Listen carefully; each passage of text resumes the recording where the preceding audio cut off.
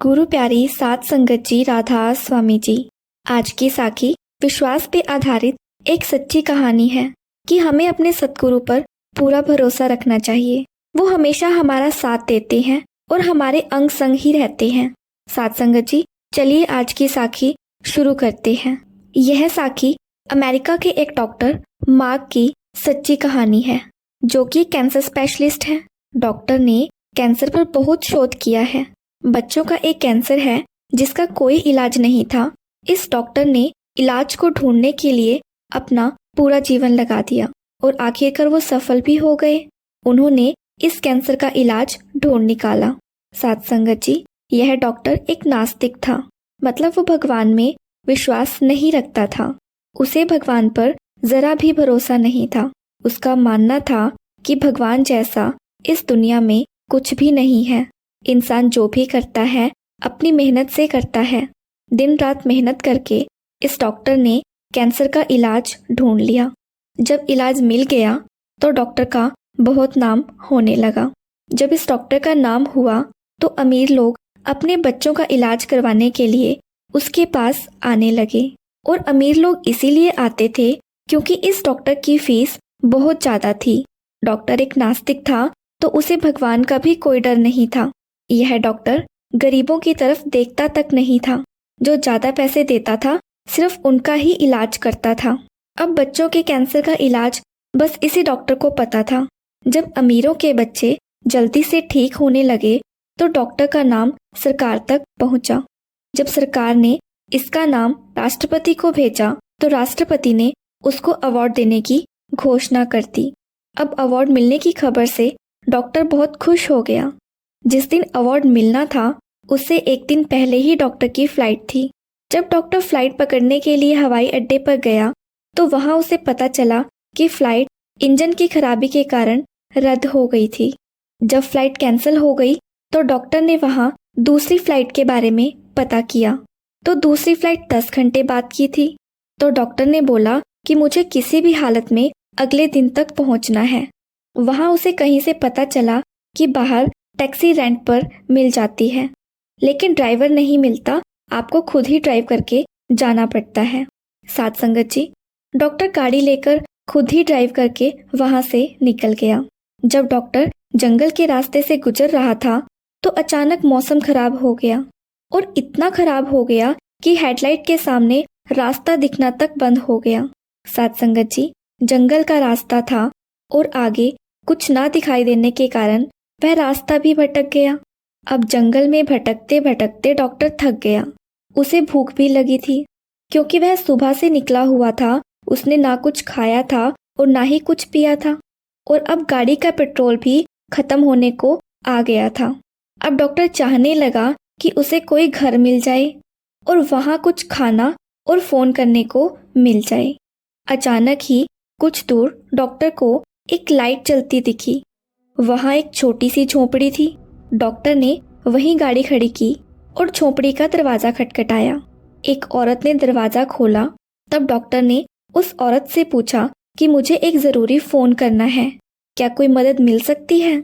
इस पर उस औरत ने जवाब दिया कि हमारे पास फ़ोन नहीं है, मगर आप अंदर आ जाइए, आप बहुत थके हुए लगते हैं। जब तक बरसात रुकती है आप यहाँ बैठिए, मैं आपके लिए चाय नाश्ता लाती हूँ। सात संगत जी, उस डॉक्टर को तो यही चाहिए था कि कहीं से चाय नाश्ता मिल जाए। घर में जो कुछ भी था उस औरत ने उसको चाय नाश्ते में खिलाया। अब डॉक्टर बरसात के रुकने का इंतजार करने लगा, मगर बरसात रुकने का नाम ही नहीं ले रही थी। इंतजार करते करते शाम हो गई और वो औरत डॉक्टर के पास आई और बोली कि मेरी प्रार्थना का समय हो गया है, आइए आप भी मेरे साथ प्रार्थना कर लें। इस पर डॉक्टर ने बोला, प्रार्थना कौन सुनता है? क्यों व्यर्थ में अपना समय बर्बाद कर रही हो? कोई भगवान नहीं होता, अपनी मेहनत ही सब कुछ होती है। फिर डॉक्टर उस औरत से पूछता है, क्या कोई प्रार्थना अभी तक भगवान ने सुनी है? इस पर वो औरत बोली, आपको प्रार्थना नहीं करनी है तो कोई बात नहीं, मगर ऐसी बातें करके मेरे भगवान के बारे में कुछ ना बोलो। तो डॉक्टर ने बोला, तुम अपनी प्रार्थना कर लो, मैं नहीं करूँगा और मैं यहीं बैठा हूँ। और वो डॉक्टर बाहर जाकर बैठ जाता है। औरत अंदर बैठकर प्रार्थना करती है। तो डॉक्टर वहीं बाहर से देखता है कि औरत प्रार्थना करते करते रो पड़ी। काफी देर तक रोती रही और फिर बाहर आ गई। साथ संगत जी, इस पर डॉक्टर ने पूछा कि तुम्हें कोई दुख तकलीफ है तो मेहनत करो, रोकर किसे दिखा रही हो, वो भगवान किसी की भी नहीं सुनता है। इस पर उस औरत ने बोला कि ऐसा मत बोलो, मुझे अपने भगवान पर पूरा भरोसा है, कभी ना कभी तो भगवान मेरी जरूर सुनेगा, मुझे यकीन है। इस पर डॉक्टर ने बोला तुम अपनी तकलीफ मुझे बताओ, शायद मैं कोई मदद कर सकूं। अब उस औरत ने कहा कि मेरा एक छोटा बच्चा है और अभी वो पालने में है, उसे कैंसर है जिसका कोई इलाज नहीं है। यहाँ आसपास जितने भी डॉक्टर हैं मैं सबके पास जा चुकी हूँ, वो कहते हैं कि इस कैंसर का इलाज ही नहीं है। उन्होंने एक बात कही है, एक डॉक्टर मार्क हैं जिन्होंने इसका इलाज खोज निकाला है, लेकिन वो अमीरों का ही इलाज करते हैं, गरीबों का नहीं। अब औरत ने बोला कि अगर मैं डॉक्टर मार्क के पास पहुंच भी गई तो वो मेरे बच्चे का इलाज नहीं करेगा, क्योंकि मेरे पास तो पैसे ही नहीं हैं।